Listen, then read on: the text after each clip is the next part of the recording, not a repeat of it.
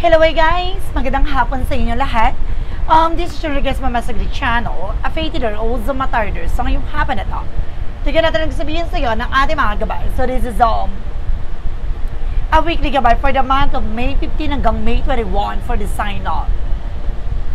For this sign of Pisces. So Pisces, welcome sa my channel. Ano kayong messages, advices, and spirit guides ang ating masasaga for today's video? Kanina kayang energy or kaganapan sa buhay ng mga Pisces ang ating mga hagilap. So guys, this reading is a general reading lamang. Hindi lahat makaka-resonate, kundi lamang po makaka-relate sa inyo. And comment down below kung kaninong energy ang ating nasagap. And because don't forget to like and subscribe my channel. And hit notification bell for more videos updated. Kasi maraming salamat po sa mga walang samang pagsuporta sa aking channel, lalong-lalo na ang hindi nag-skip ng ads away, pagpalain kayo ng Diyos at may kapal, siksik, leg-leg na guumapaw na biyayang manumbalik sa inyo. So let's see guys, what is the messages advice ng ating angel spirit for the sign of Pisces? So let's see and watch this. Ano kaya kaganapan sa buhay ng mga Pisces ang ating mga angela? Angel spirit, let's get information po. So there is a Nine of Cups, a wish fulfillment. So may mga bagay dito na maaaring magtupad sa mga pangarap mo. No, maaaring mayroong may mga kahilingan ka na maaaring matatamo mo na. No, at maaaring magtagumpay ka ano man yung kagustuhan at pangarap mo. And there's an Ace of Pentacles. So there's something, a big shot and big money coming in for you. It's time to take actions to your idea. No, ito na yung panahon na para bumuo ka ng plano, no, ng business, ng negosyo, no, parang panahon na to, no, parang kailangan mo na magbukas. No, lalago at lalakas to. No, ito yung oras para magbukas ka ng isang panibagong opportunities. No, business man yan o trabaho. No, ito na yung panahon na para kailangan mo ng palaguin ulit or dagdagan yung resource of income. And there's a Hermit card. No? Kumbaga lahat ng mga katanungan mo sa buhay mo maaaring masagot na. No? Yung kahilingan mo, lahat ng bagay o kagustuhan mo maaaring malalaman mo ang sagot ngayon.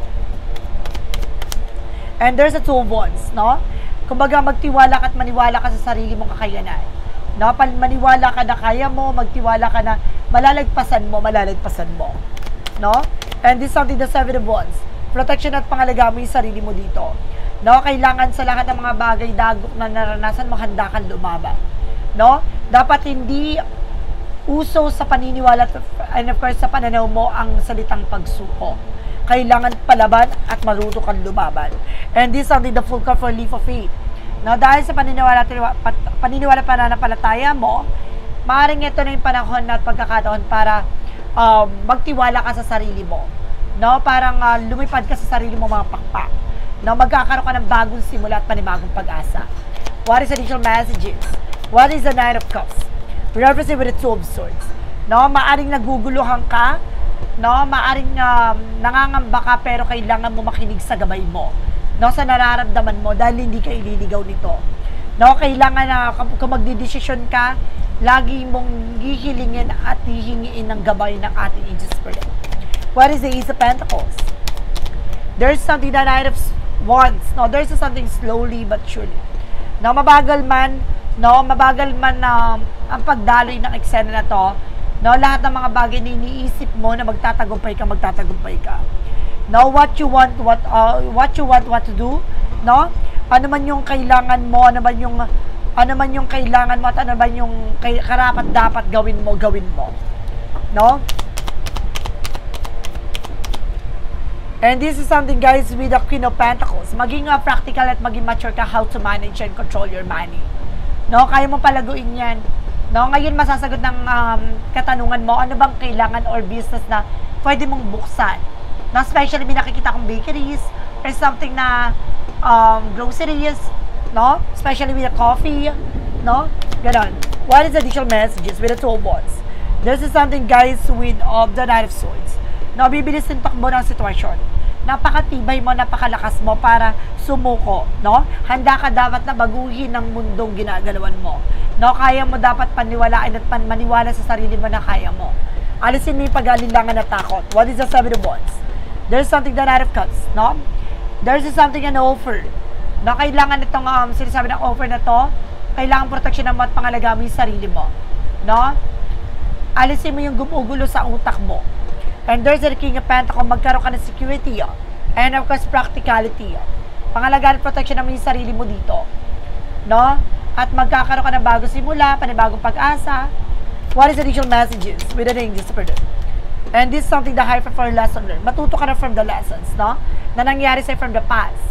No? Especially, kailangan mo mag-set ng boundaries dito. No? Kailangan mo unawain lahat na nangyayari sa paligid. Kailangan titignan mo yung both side of situation. What is additional messages? Dati kasi parang bira-birada, ura-urada ka na ngayon. Hindi pwede yung mixed emotion eh. Kailangan na titignan mo yung magiging consequences mo or possibilities. No? There's a Five of Wands, no? Some of you, mayroon ditong kailangan mo matutunan kung ano yung nagbigay ng negatibo sa buhay mo. Kung ano yung nagbigay ng pagkakamali or kamalian sa eksena mo. No, kailangan matuto ka unti-unti lang unawain mo. No, sa business, kumbaga may trial and error talaga dyan. Kung magbubukas ng business, dapat hindi ka takot, no, na sumugal sa eksena. Some of you, maraming ka magiging kakompetensya dyan, kalaban. Kailangan matuto kang panindigan at marunong ka manindigan sa sarili mo na kaya mo. No, kailangan consistent ka sa ginagawa mo. Hindi pwede pa bago-bago, pa iba-iba. Kailangan straightforward ka. Now, what is additional messages with the Hermit card is the Queen of Pentacles? There's a Four of Wands something celebration. Unti-unti ka na makakaranas sa mga celebration. No? And this is something a wedding, and of course, an homecoming, family gatherings. What is additional messages? And this is something that out of sort, some of you guys, no, nag-iisip ka, no, nai-stress ka, nag-worries ka kung ano yung kailangan mong gawin.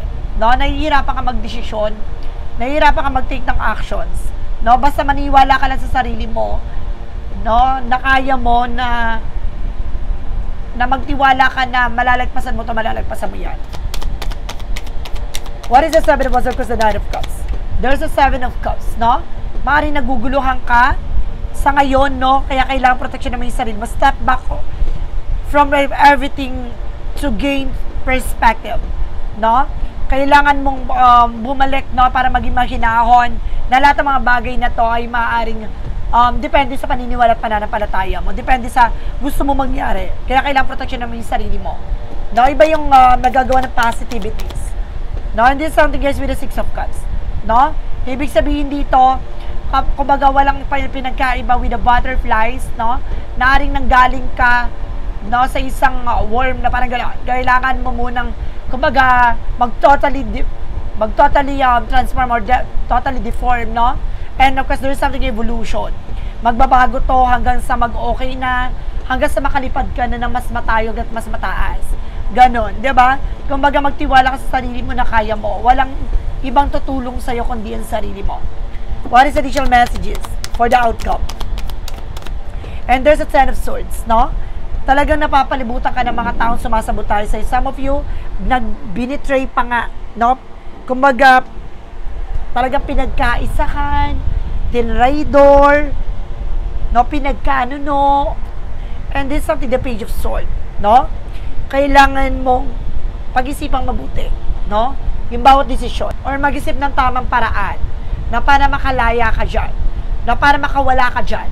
No, kailangan mo mag-isip ng tamang pagkakataon, tamang panahon, tamang sitwasyon. No, paano mo gagawin itong bagay na ito mas makatarungan at mas maayos na wala kang tinatapakan. And of course, there's something guys with the Six of Pentacles. Na maging balanse ka. And of course, sinasabi dito na kailangan matuto kang pangalagaan, proteksyonan dito.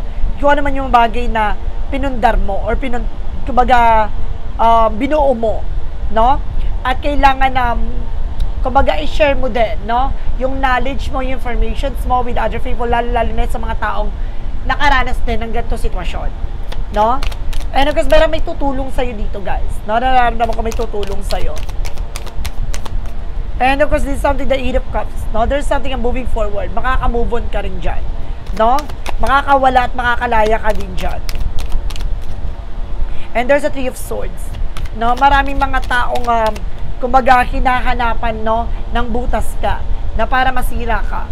Kaya kailangan wag ka magpapagulo, mag-concentrate ka sa ginagawa mo. And there's the Seven of Pentacles with a harvest moment at taadi ka, no, ng mga pinaghirapan mo. No, lahat ng mga bagay na gusto mong makuha, makukuha mo yan. Magtiwala ka sa sarili mo. So guys, let's see what is additional messages tayo. Pagdating sa finances and career, love life at kalusugan, alamin na natin yan guys, so let's watch this. Finances and career represent what? There is a temperance, no? Kailangan mong kumalma. Na pagdating sa business, trabaho, negosyo, hanap buhay, huwag kang maging padalos-dalos. No, yes, napapalibutan ka ng toxic negativities. Hindi ka pwede magpaladesisyon kung gusto mo umalis, alis ka. Hindi pwedeng ganun. No, pakiramdaman mo. Maging mature ka, there's an emperor. Maging mature ka and being grounded. Lakasan mo ng loob mo. No? And there's a death card. No? May mga bagay dito na mababago, na may mga bagay na aalisin na. And because mawawala, matatapos, na magdadala sa ito ng big transformation. Magtiwala ka sa sarili mo dito. And this is the days of with the breakthrough. Ano man yung mga bagay na nararanasan mo, tandaan mo, liliwanagin yan, lilinawin yan sa'yo. At may mga bagay na tatapusin yan. Kung ano man yung mga bagay na nagbibigay balakid no, sa ginagawa mo, no, there's a Four of Cups, basta pag-isipan mo mabuti yung bawat decision or action mo. No? Hindi ka pwedeng pabago-bago ng isip, hindi ka pwedeng pabago-bago ng gusto mangyari. Kailangan mag-concentrate ka. No? Kailangan consistent ka sa kung ano gusto mong gawin dyan, no, pagdating sa karir mo. What is additional messages pagdating sa love life? No, there is something guys with a Ten of Cups. Magiging masaya at magiging maligaya ka na this time. No, mag-uuma po ang kaligayahan mo. There's an Ace of Wands. No, magkakaroon ka ng mga bagong plano.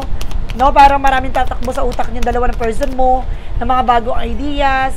And this is something that will fortune with a turning back. No, so swertihin na kay this time. Talaga nasa palad nyo talaga ang magtagpo at magkita at magkasama.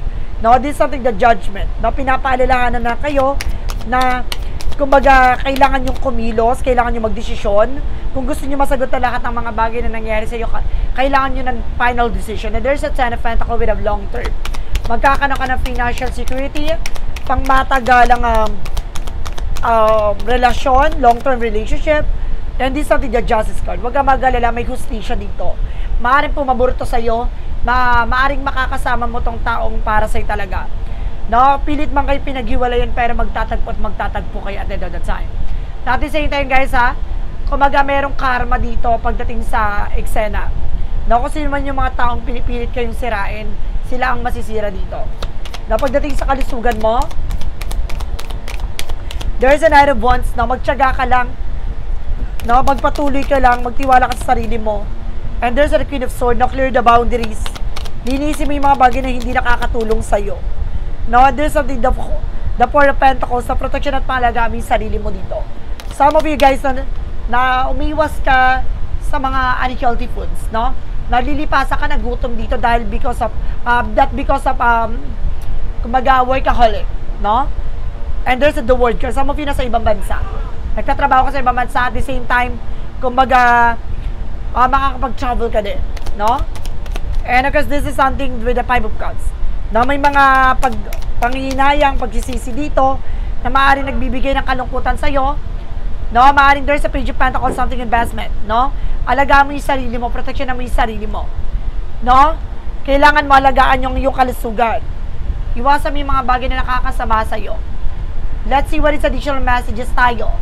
Pagdating tayo with the magical fairy messages, so let's watch this.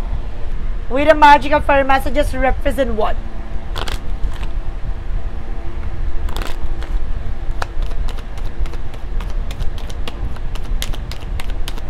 There is a daughter, no? Some of you may daughter dito, guys.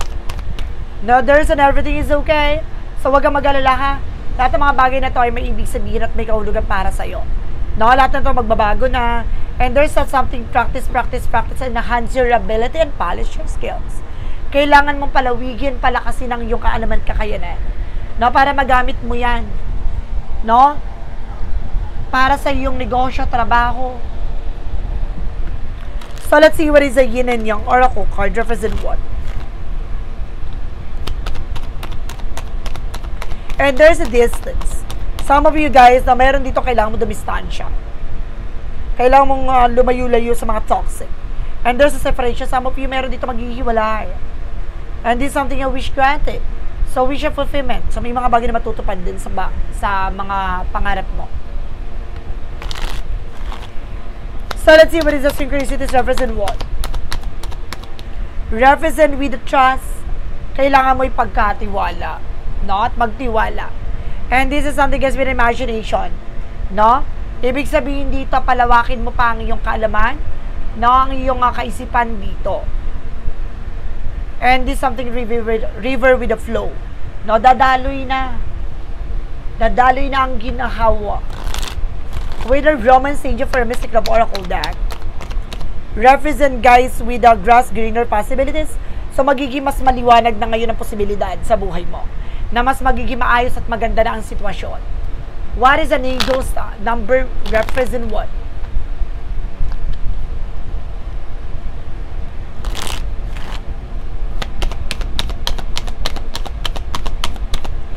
And there is a 1331 with a good fortune. So see, may magandang kapalaran na nakalatag sa'yo dito. Have faith in your skills and talent as they are. A tool that can provide you with a bright future. A piece of good advice, a moment of enlightenment, or a comforting message on this way. Everything will work out in your favor at papabor sa iyong sitwasyon dahil sa kakayanan, kaalaman, na ang iyong kumbaga katalinuhan, magagamit mo to ng tama at wasto. No? Magiging maganda na ang ikot ng kapalaran sa iyo at papabor sa iyong sitwasyon. There's something in major changes. What is the money move oracle deck? There's something with a gift. May regalo sa iyo ang universe. Use an opportunity that arise. No, magagamit mo to para lumago, lumakas, at umunlad ka. What is additional messages with the part of the light? No, what is the part of the light represent what?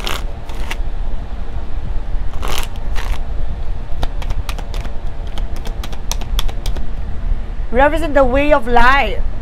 No? Parang ito yung daan, no, patungo sa liwanag.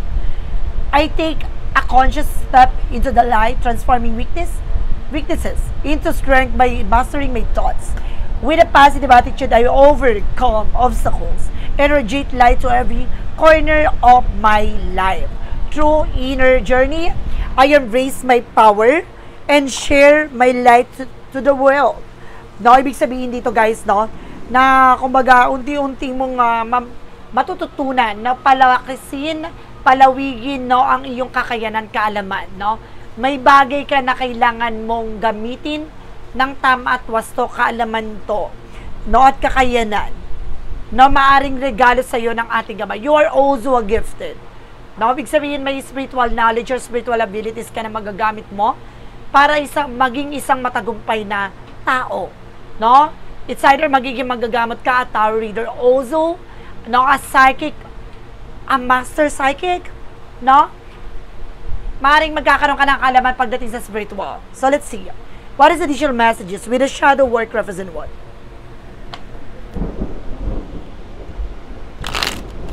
With a shadow work represent what?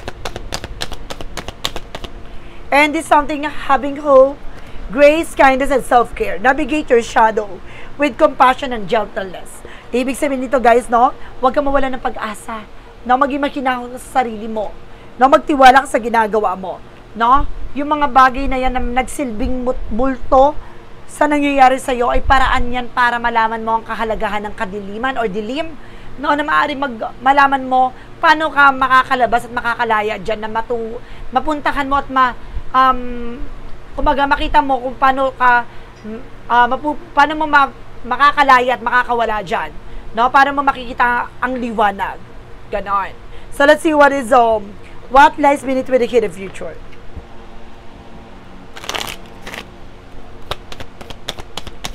What lies beneath with the hidden future represents with the destroyed, shattered, broken, fucked up.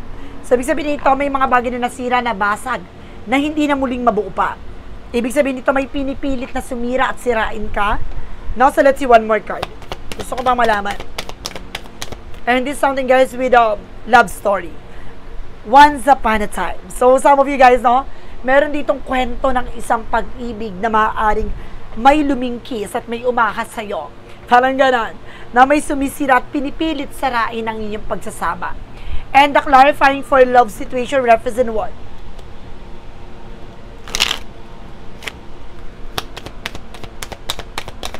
Represent with a delicate dawn. From fragile beginning, nurture growth and hold onto the promise of hope. No, ibig sabihin dito, guys, no, maging maingat ka sa bagong simula na tatahakin mo. No, dahil mas malawak to at mas pangahawakan mo tong mga pinangako ng ating poong may kapal sa'yo. No, ibig sabihin dito, mas maraming tuso, maraming mga hudas dito. Kaya kailangan handa ka, no, sa mga susubok, sirain ka. No? Susubukin ang katatagan mo dito at paniniwala mo. And this is something with a clarifying for life situation. Ay, alam nyo, guys, magiging magagamot ka. No? Or magkakaroon ka ng knowledge about sa spirituality. Mag-ingat ka sa paggamit ng ng kaalaman kasi mamaya may mga sumubok sa'yo, hindi mo kayanin. So, kailangan mong humingi ng gabay at magdasal, ha? Na kailangan nyo na sapat na devotion and of course, pondo sa sarili nyo para hindi kayo napapasukan ng mga blockages and negativities. Ha? Kailangan nyo palakasin ang spiritual abilities nyo. And this is something, guys, with a cutting edge. Slice through obstacle and carve a path towards your dream. No? Kumbaga, ganun talaga ang mga pagdadaanan sa buhay mo. No? Mayroong bagay na magsisilbing, kumbaga, pagsubok. Pero dapat handa kang magpatuloy. Huwag kang matatakot. No? Huwag kang susuko. Dahil misang hakbangin lang yan para malaman kung hanggang saan ang katatagan mo. No? Susubukin ka sa lahat ng aspeto. Dapat handa ka. So guys, let's see what is a pick a card, yes or no. So let's watch this. With a pick a card, yes or no. With a pick a card, yes or no. Let's see. Let's start na tayo with the number 1. Let's start with the number 1. There is something, yes. True north found, follow this direction. So see, natama at natuklasan mo ang tamang daan tungo sa kaliwanagan. No? Tama ang yung tinatahak at tama yung ginagawa mo. Magpatuloy ka. There's a yes. There's a number 2. Represent with a yes. Embrace new opportunities and fresh day begin. So see, tanggapin mo ang bagong oportunidad na papasok sa buhay mo dahil magsisimula na ang panibagong ikot ng kapalaran mo. Dahil ito na ang bagong simula at panibagong pag-asa. What is the number 3? And there's a no. Spotted reputation going bad. Rotten ideas. So may mali ka ditong na pumapasok sa isip mo na makakasira sa reputasyon mo. Mag-ingat ka, ha, kasi parang mabubulo ka sa eksena or parang mapapabayaan ka or maaaring magdala to sa'yo ng pagkasira. No? Ibig sabihin, masisira ka sa papasok sa isa kaisipan mo. No? Ibig sabihin dito may papasok na toxic or negative sa'yo. Matuto ka dapat na i-ignore or waksiin, no? I think this is something, guys, with the devil. No, ibig sabihin may demonyo na papasok sa isip mo na nasusubok, no, kung pakainin mo yung pain na yun. Umiwas ka, tigilan mo. There's a no. So guys, this is the weekly gabay for the month of May 15 hanggang May 21 for the sign of Pisces. So Pisces, maraming salamat for this wonderful reading. So once again, this reading is a general reading lamang. Hindi lahat makaka-resonate, kundi lamang po makaka-relate sa inyo. And comment down below kung kaninong energy ang ating nasagap. And of course, don't forget to like and subscribe my channel and hit the notification bell for more videos updates. Maraming salamat po. Sa mga walang sawang pag-support sa aking channel, lalong-lalo na ang dirigi-script ng adsaway pagpalain kayo ng Diyos at may kapalsiksik gumawa na biyayang manang balik sa inyo. Maraming salamat at see you in the next video. Bye-bye and babush!